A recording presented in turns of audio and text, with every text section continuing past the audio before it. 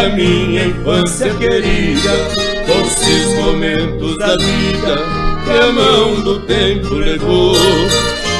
Quando o papai trabalhava de carreiro, eu era seu candeeiro na fazenda do vovô.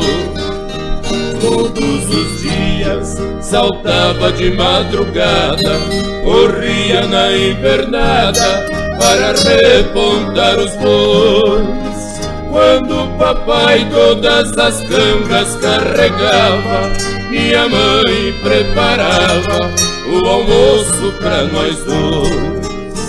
E quando o sol despontava lá na serra, espalhando sobre a terra o seu raio de calor, nossa boiada lentamente caminhando, remoendo e entrando no grande carreador.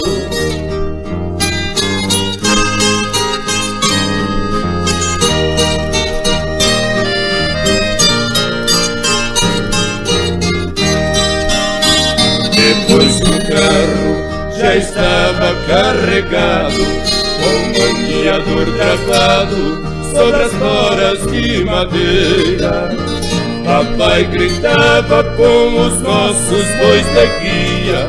Como resposta se ouvia o rangir das tiradeiras. Ele dizia ao chegar no estradão: pegue a vara de ferrão, toque a boiada, meu filho. Depois, sentado no cabeçalho do carro, acendia um cigarro feito de palha de milho. E quando o carro cantava lá na baixada, anunciando a chegada lá na casa da fazenda, lá da varanda, quando minha mãe ouvia, bem contente ela ia fazer a nossa merenda.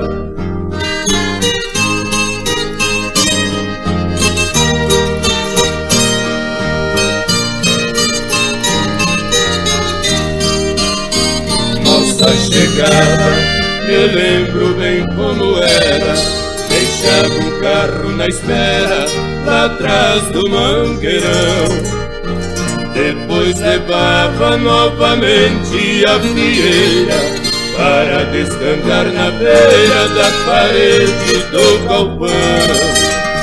Daí então nossa tarefa terminava, depois que eu ajudava o meu pai guardar as cangas. Passava horas lá na cerca do quintal, vendo os bois lambendo sal no velho coxo da manga.